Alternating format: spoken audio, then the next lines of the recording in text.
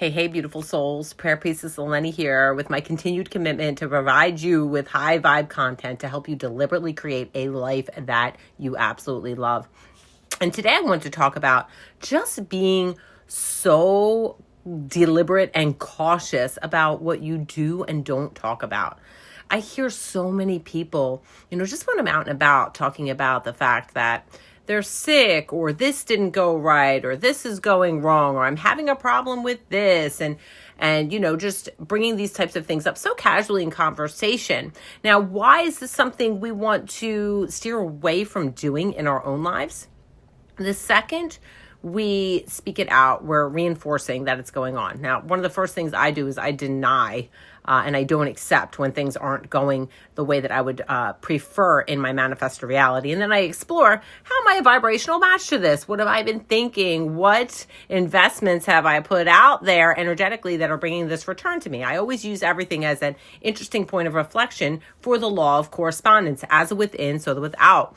But in addition to, us speaking it out there and solidifying it, we're vibrating it again, we're recreating it, we're thinking about it, we're investing in it at the level of thought, possibly creating more of a similar energetic return. So let's say it's like, I had this issue with the pipes in my house and, you're talking about that. And then the next day or a week later, it's something with the car. It's the same type of energy.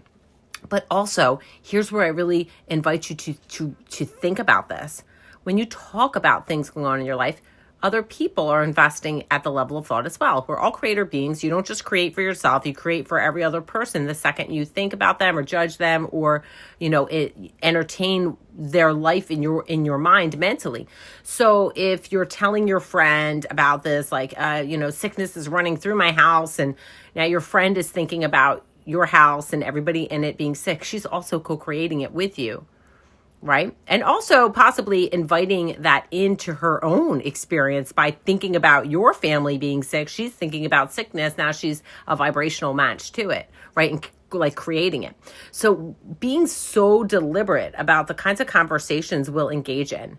What are you available for at the level of conversation? How do you gracefully redirect conversations? If I'm in a conversation and somebody starts, complaining about things going on in their life, I always look for redirecting them like, this, it might seem like it's challenging now, but this is an opportunity to see how resilient you are. If it's a mom friend, like, wow, this is spirit showing you how needed you are. When our little ones are sick, it's like there's no other time that we feel as needed and valuable than when our little ones are clinging to us and they always are expressing extra love and cuddles. Just redirect the thought and try to not get my mind, instead change my mind to investing in how is this valuable, right? How is this experience valuable? Not how is this experience detrimental?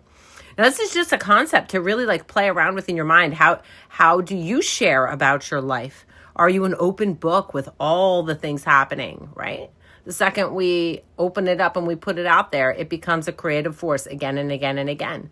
So being very deliberate about what you choose to tell people, how you deliver it, okay? I'm not saying don't talk about everything going on in your life, but could you present it in a perspective, in a way that inspires other people to think about things differently? So yeah, my children were going through a little bit of a sickness that, I felt so much love. Don't you agree? Like, don't you feel so loved?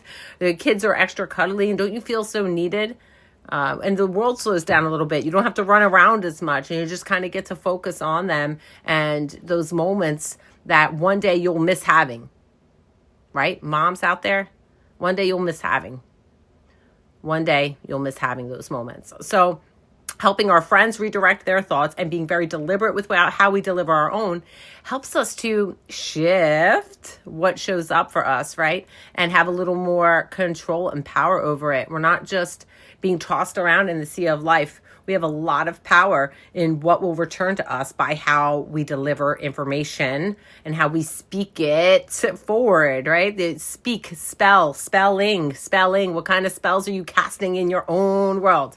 Y'all, there is 24 hours left to sign up for Shift, 24 hours to jump into this 3-part series where we go into concepts like this and we create with each other to how do we tell the best stories? How do we become the best storyteller of our life so that we continually get the experience to validate and move us forward as this new version of ourselves?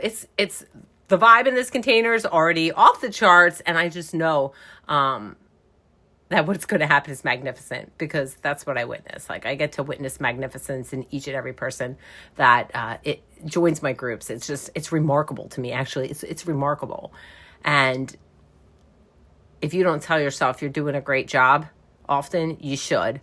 And it's something that I've been doing. Like, I've been really looking at my clients and their progress and how much fun we have in these groups. I'm like, wow, Lenny, you're doing a great job. Like, this is what we get to do. Like, love yourself. Love yourself. Jump into Shift. I'm going to leave the information, the registration, and comments below. You have 24 hours and this magic train takes off. I love that this is an accelerated one too. It's 3 parts, 3 calls. And I've got a very specific blueprint for success here. I'm a phoenix myself. You all know, if you follow my story, you know that I deliberately create things that are absolute magic. And here I'm sharing it with you. So if you want to play in the magical world, jump on in. I love you all so much. Bye.